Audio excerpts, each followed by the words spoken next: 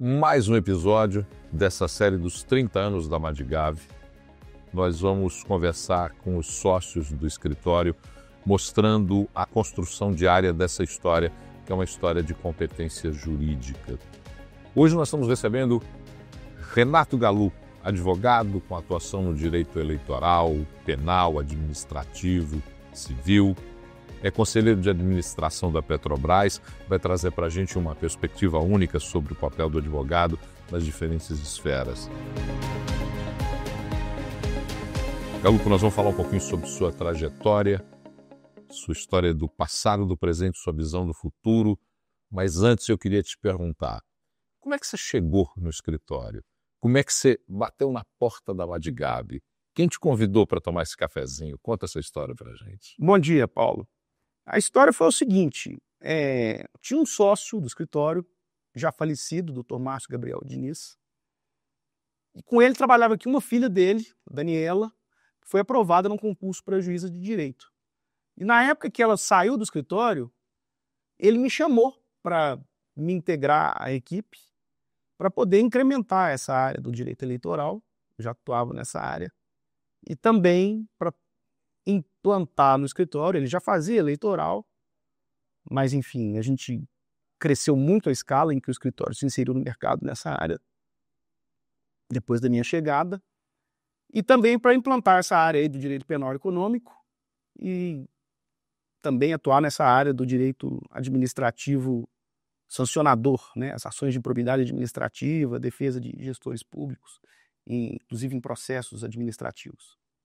Como é que foi a adaptação à cultura? Você vinha da onde quando você chegou aqui? Como é que foi a adaptação à cultura do escritório?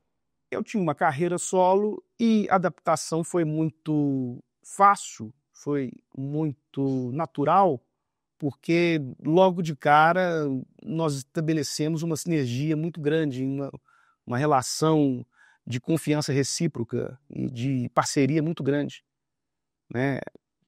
Com os sócios do escritório, com Márcio, esse que eu disse, já falecido, Guilherme, Daniel, Flávio, enfim, com todos eu sempre tive uma relação muito boa. Inclusive, depois também veio para o escritório, está aqui até hoje como sócio nosso, o Rodolfo Viana e a Renata Román, que também hoje estão lá em São Luís, né? Morando em São Luís, mas continuam como sócios. E sempre tivemos assim uma sinergia, um envolvimento muito grande. Qual que é o diferencial do escritório da Madigave quando você olha o outro ambiente jurídico? O que é o ambiente jurídico de fora? Como é que você vende o diferencial desse escritório? Eu acho que na Madigave a gente faz uma advocacia muito personalizada, muito voltada para os interesses do cliente. E isso é algo que é muito claro, muito nítido, por exemplo, na minha área de atuação, direito eleitoral. Você tem clientes políticos com perfis muito diferentes, com correntes ideológicas muito diferentes. Tem clientes da esquerda à direita, né? E felizmente tem com todos eles uma relação muito boa, né? Eu não deixo essas questões ideológicas contaminarem a relação profissional. Você está falando de uma área que é absolutamente transformadora nos últimos tempos. O direito eleitoral, até pelas nossas características políticas do Brasil e do mundo, o direito eleitoral tem bastante influência na história recente do país. Como é que se acompanha essa importância que o direito eleitoral ganhou e como é que você acompanha essa adaptação nesse mundo que, como dizem, né, a política é como nuvem, se olhou para o céu está de um jeito, olhou outra hora, está de um jeito completamente diferente. Como é que é essa adaptação dessas mudanças num mundo que tem que ter objetividade, lei, regra, interpretação? A verdade é que o direito eleitoral seguramente deve ser um dos ramos mais dinâmicos do direito, porque, vou dar aqui um exemplo, a regulação de propaganda em redes sociais. Essas ferramentas, elas estão em constante evolução. A forma como esses meios de propaganda eleitoral atuam em cada eleição evoluem de forma disruptiva. E isso é um desafio para os operadores do direito que atuam nessa área, para advogados, mas também para os magistrados, para o Ministério Público, porque, em razão disso, inclusive, a gente vê nos últimos anos crescendo muito o número de demandas, por exemplo, essa questão envolvendo as chamadas deepfakes, que é o profundamente falso, que é o uso da inteligência artificial para produzir conteúdos falsos e que, enfim, a gente tem observado isso, por exemplo, nos Estados Unidos, que tem uma tradição jurídica completamente diferente da nossa, isso é tratado de uma forma menos proativa por parte da justiça, uma forma mais, até eu diria, até um pouco displicente.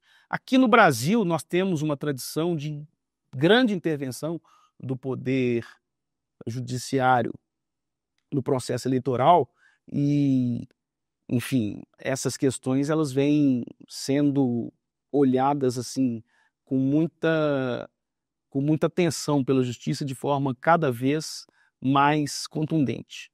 A gente percebe que questões como desinformação, questões relacionadas a abuso de poder, tudo isso vem ganhando aí um protagonismo nas disputas eleitorais de uma forma que hoje é impossível você falar numa campanha eleitoral sem uma assessoria jurídica. Isso não existe mais.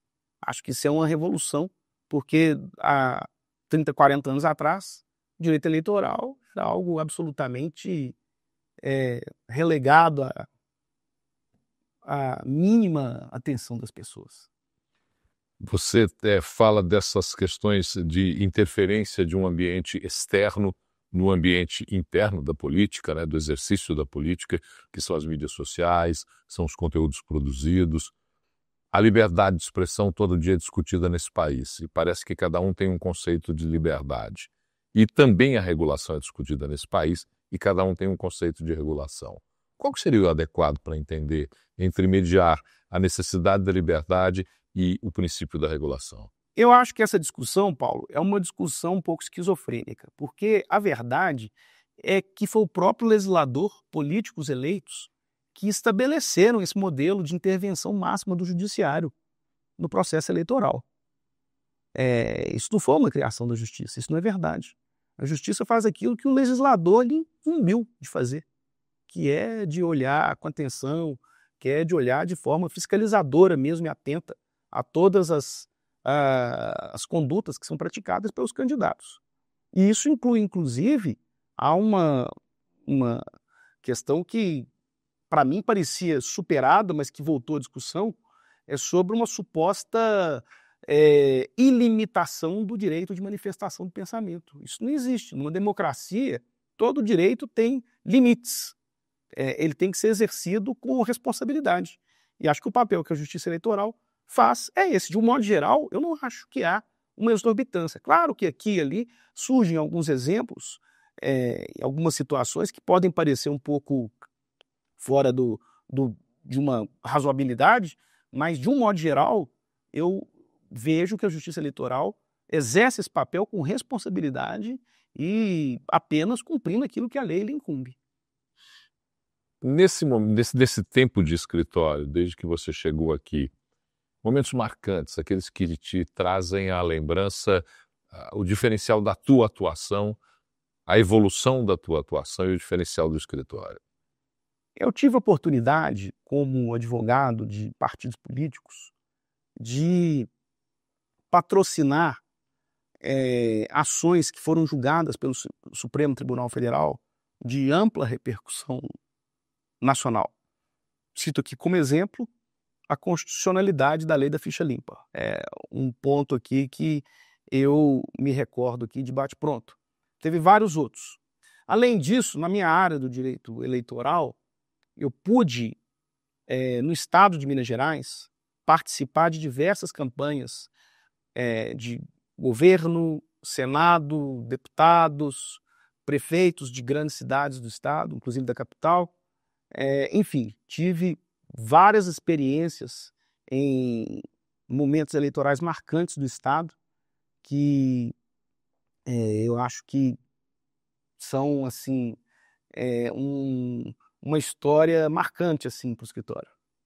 Nesse período em que a gente tem essa dinâmica do próprio direito eleitoral, o teu cliente, na maioria das vezes, são políticos com mandato ou em busca de um mandato para a estruturação das suas campanhas ou para o exercício do seu mandato, por qualquer impedimento ou por qualquer problema que venha a surgir.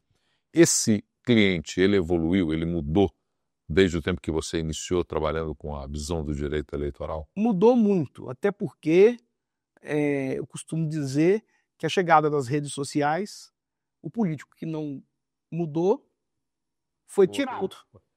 Foi tirado do processo. Morreu politicamente, pelo menos, com certeza. Quem não se adaptou a isso está fora. Né? Então, assim, sim, essas pessoas mudaram tanto na forma como se comunicam, quanto nessa percepção que eu dizia há pouco, da necessidade de ter uma assessoria jurídica, de ter um advogado especialista em direito eleitoral para poder prestar suporte. Não só para a comunicação, mas para também questões que envolvem atividade meio da campanha eleitoral. Por exemplo, movimentação de recursos financeiros, prestação de contas, contratos com prestadores de serviço, são questões que também passam pela análise do advogado eleitoral e que são demandas do político moderno, daquele que quer e que sabe que não se faz mais campanha eleitoral com o santinho ali na rua, panfletando, não funciona mais assim. Para a gente esgotar essa questão de direito eleitoral, a legislação eleitoral ela muda quase que a cada eleição. Como é que o advogado que trabalha com o direito eleitoral consegue entender tantas mudanças, às vezes até frenéticas no sentido da transformação? Olha, eu diria que o seguinte, primeiro que a gente tem ciclos eleitorais a cada 2 anos. Né? A lei não muda tanto, o que muda são as resoluções regulamentares do TSE. A lei muda com menos frequência. E a adaptação a isso não é só no direito eleitoral. Vamos pensar, por exemplo, na área do direito tributário. Nós sabemos que o Brasil tem um cipoal de regras, de normas tributárias, que mudam de município para município, de estado para estado, que impõem ao advogado tributarista também a obrigação de constante atualização, eu diria que num ritmo até mais frenético do que um advogado eleitoral. Então, a gente teria que dar uma paralisada nessas modificações para não precisar ter que estar sempre se atualizando. Como isso não é possível, o que resta ao advogado é estar sempre buscando se atualizar das inovações que são implementadas nas resoluções do TSE e também de como tem se movimentado a jurisprudência, como que o TSE tem julgado os casos sobre determinados assuntos, porque muitas vezes, embora sempre hajam peculiaridades que distinguem um caso do outro, mas você tem alguns elementos norteadores de um determinado processo que serve para outros. Então, eu acho que essa é a obrigação não só do advogado eleitoralista, como se diz, mas também de qualquer advogado que atua em qualquer área do direito, está sempre se atualizando. Você traz a experiência de conselheiro de administração em grandes empresas. O que essa experiência transforma ou modifica ou te dinamiza no exercício da atuação jurídica tua? Na verdade, é o seguinte, isso para mim, isso sim foi uma grande guinada, porque, enfim, seria de se imaginar que um advogado que atua na área do direito empresarial, e alguns aqui dos sócios do escritório fazem, fosse atuar nessa área. Mas tudo bem, essa oportunidade veio para mim e desde que eu iniciei a minha atuação, eu busquei me aprofundar em áreas do direito, inclusive, que eu nunca tinha me aprofundado, né? E a área do direito empresarial. E isso me fez olhar para um outro viés da minha formação jurídica. Atuar num ramo como administrador de uma companhia de capital aberto, complexidade grande, como é o caso da Petrobras, me fez ter que estudar, enfim, e me capacitar para estar exercendo essa função.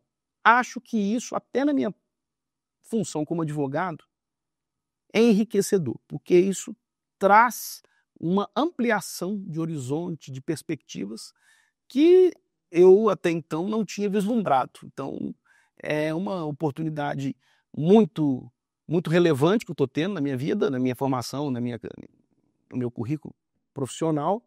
E, enfim, a minha atuação como advogado, ela, é claro que você sabe que o conselho de administração, o importante é que ele tenha profissionais com múltiplas formações, com múltiplas visões. E eu acho que eu tenho contribuído levando a minha visão de advogado, minha visão jurídica, né? Tem dado, obviamente, com as limitações pessoais que cada um tem, mas tem levado a minha modesta contribuição lá para o conselho. E para mim, pessoalmente, isso também tem me enriquecido muito, porque também, assim como eu levo a minha experiência para eles, lá tem economistas, tem engenheiros, eu também absorvo essa experiência deles e acaba que isso tudo junto ajuda a gente a olhar o mundo com um olhar mais abrangente. Nós falamos do escritório, falamos dos ambientes externos, falamos dos clientes, fala um pouquinho do direito. Já falamos de inteligência artificial, de redes sociais, mídias sociais. O quanto esses novos entrantes, atores do direito, alunos de universidade, têm aprendido um novo universo e quanto isso pode contribuir para o desenvolvimento do direito daqui para frente? Olha, eu acho que o seguinte, a inteligência artificial veio para revolucionar o mundo em todas as áreas, e com o direito não seria diferente. Chegou para ficar e vai cada vez mais fazer parte das nossas vidas. Dito isso, eu diria que as gerações anteriores, a minha, a sua, terão mais dificuldade, ou estamos tendo mais dificuldade com essa adaptação do que essa juventude que hoje está aí estudando. Porque eles já chegam com isso como uma realidade da vida deles. É uma coisa interessante, hoje já quase não existe mais processo físico, né? São pouquíssimos. Hoje mesmo, por acaso, eu tive que fazer aqui um protocolo de uma petição num processo físico. E eu falei, gente, que coisa, né? Ter que imprimir isso tudo para levar lá o papel, para fazer um protocolo no tribunal. Quer dizer, é uma coisa que um jovem que está entrando agora jamais vai vivenciar. E eu já cheguei num ponto, veja só, de achar estranho isso. Tamanha a inserção que o processo eletrônico passou a ter nas nossas vidas. Porque hoje todos os processos são eletrônicos, não digo todos, dei exemplo de um hoje, mas 99% dos processos são eletrônicos e isso já está introjetado na cultura do advogado. Então, assim, se para mim é estranho pegar um processo físico hoje, imagina para um jovem estudante de 20 anos que está na faculdade. Isso é uma coisa, assim, que é realmente uma revolução. Você sabe que é o seguinte, o processo eletrônico ele já vinha de alguns anos, mas ele cresceu exponencialmente depois da pandemia da Covid-19. Naquele momento ali, quando houve o fechamento, aquela questão, precisamos encontrar uma solução para a justiça não parar. Aí criou-se as audiências por vídeo, criou o chamado balcão virtual, que é por meio do qual os servidores da justiça atendem advogados virtualmente, e criou-se, ou melhor, não criou-se porque já existia, mas intensificou-se o processo judicial eletrônico. Essas tecnologias elas já existiam antes da Covid, é importante dizer, mas elas ainda não tinham ganhado o protagonismo que elas ganharam depois da Covid-19. Então hoje, você não vê mais ninguém, Paulo, não vou dizer, não é só direito. Se você tem uma reunião de meia hora, você não pega um avião para ir em São Paulo para fazer uma reunião de meia hora. Você vai fazer por vídeo. Se for uma coisa assim de dia inteiro, você vai. Mas se for uma reunião de meia hora, você não vai pegar um avião para ir em São Paulo para fazer uma reunião de meia hora. Antigamente isso era normal. Hoje, se você falar isso com alguém, você vai achar uma coisa assim, absolutamente anacrônica. Eu me deslocar para poder participar de uma coisa que eu posso resolver em 15 minutos, meia hora, né? Então, assim, são inovações que melhoraram muito as nossas vidas. Essa é a verdade, precisa ser dito. Às vezes as pessoas têm um pouco de nostalgia do fogão a lenha. Ou resistência, né? Ou resistência. Beleza, que tenha resistência ou nostalgia, seja o que for. Mas não tem como deixar de reconhecer como que a tecnologia melhorou as nossas vidas. O que piorou, em razão da tecnologia, não é culpa da tecnologia, é culpa do homem. Por exemplo, o tão falado abuso das redes sociais, o uso abusivo daquilo pelas pessoas. Nós é que estamos comprometendo esse futuro. Por falar em futuro, deixa a tua mensagem para quem está nos acompanhando no podcast.